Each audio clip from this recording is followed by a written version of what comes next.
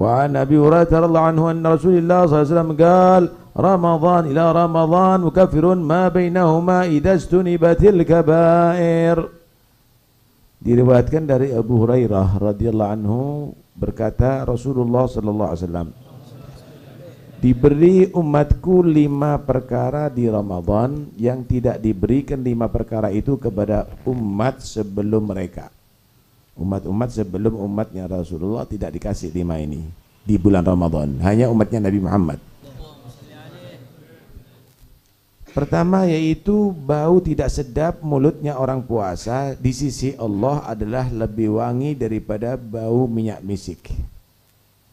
Artinya Allah menghargai puasa orang tadi itu karena memang sudah normalnya, karena perut kosong bau tidak sedap, tetapi itu semuanya tidak menjadi satu kehinaan, tapi itu adalah kemuliaan di sisi Allah Subhanahu wa ta'ala. Yang kedua yaitu ikan-ikan yang ada di lautan, mereka semuanya mengistighfari, memohonkan ampun kepada Allah bagi orang yang berpuasa, bagi umat Nabi Muhammad yang berpuasa sampai mereka berbuka. Yang ketiga, Allah menghiasi setiap hari surganya. Begitu indah itu surga sehingga Allah menyatakan, nyaris hambaku yang soleh ini meninggalkan semua beban dunianya. Kalau tahu nggak ada mau kerja ini, dan mereka semuanya akan kembali untuk meraih surga. Melihat begitu indahnya itu surga, ini kalau tahu ini, mereka nggak ada yang mereka bekerja sudah. Mereka fokus untuk mendapatkan derajat surga karena puasanya. Begitulah memang orang-orang dulu, punya celengan tahunan itu. Akhir Sya'ban dibuka untuk biaya Ramadan, tidak mau urusan dunia, berpikir dunia selamanya di bulan Ramadan. Yang keempat, para malaikat, artinya malaikat-malaikat yang marodah, malaikat-malaikat yang kuat-kuat, mereka diikat oleh Allah Subhanahu wa ta'ala. Mereka tidak bebas di Ramadan sebagaimana bebasnya di bulan yang lainnya, sehingga malaikat Allah, setan-setan yang kuat, mereka diikat ada di bulan Ramadan sehingga mereka tidak bebas untuk mempengaruhi, mereka tidak bebas untuk menipu hamba-hamba Allah yang soleh sebagaimana di bulan yang lainnya. Artinya ini satu ma'unah dari Allah, bantuan daripada Allah supaya kita lebih banyak bersemangat ibadah. Dan yang kelima, Allah mengampuni di akhir malam Ramadan bagi mereka umat Muhammad sallallahu alaihi wasallam. Dari riwayat Jabir juga diriwayatkan Rasulullah SAW bersabda, umatku diberi di bulan Ramadan 5 perkara yang tidak diberikan Nabi sebelum aku.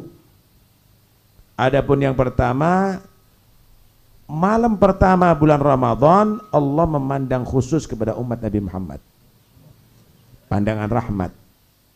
Maka siapa yang mendapatkan pandangan rahmat Allah, maka dia tidak disiksa selamanya oleh Allah. Ala yallah binadrah minal ainir rahimah. Yang kedua, sesungguhnya bau tidak sedap mulutnya mereka umat Muhammad yang berpuasa ketika sore hari, ketika siang hari, maka itu adalah lebih wangi di sisi Allah daripada bau minyak misik. Yang ketiga, malaikat selalu memohonkan ampun di setiap hari dan malamnya bagi umat Muhammad. Yang keempat, sesungguhnya surga tadi itu diperintahkan oleh Allah Subhanahu wa ta'ala, surga ista'iddi wa tazayyani li'ibadi. Wahai surga, bersiap-siap kamu ya, berhias diri, kemudian bersiap-siap untuk menyambut hamba-hambaku. Sehingga nyaris hamba-hamba pilihan Allah itu menjadi mereka istirahat daripada payahnya dunia, dan dia ingin menikmati kenikmatan kemuliaan di surga Allah Subhanahu wa ta'ala. Yang kelima, di akhir malam bulan Ramadan Allah mengampuni seluruh umat Muhammad. Kemudian ada seseorang menyeletuk, ya Rasulullah, apakah akhir malam itu yang dimaksud adalah Lailatul Qadar? Bukan, kata Nabi, lain. Lailatul Qadar lain. Di akhir malam bulan Ramadan diampuni dosanya oleh Allah. Kenapa? Coba kamu saksikan orang-orang yang bekerja. Mereka bekerja, kalau sudah selesai pekerjaannya, waktu kerjanya, apa yang ia dapatkan? Gajinya. Begitulah Allah Subhanahu wa taala bagaimana umat Muhammad melaksanakan puasa Ramadan dengan bagus, dia mulai dengan bagus, maka akhir malam dinyatakan bebas. Dia diampuni dosanya oleh Allah. Adapun malam Lailatul Qadar lain lagi, itu keberuntungan yang lainnya.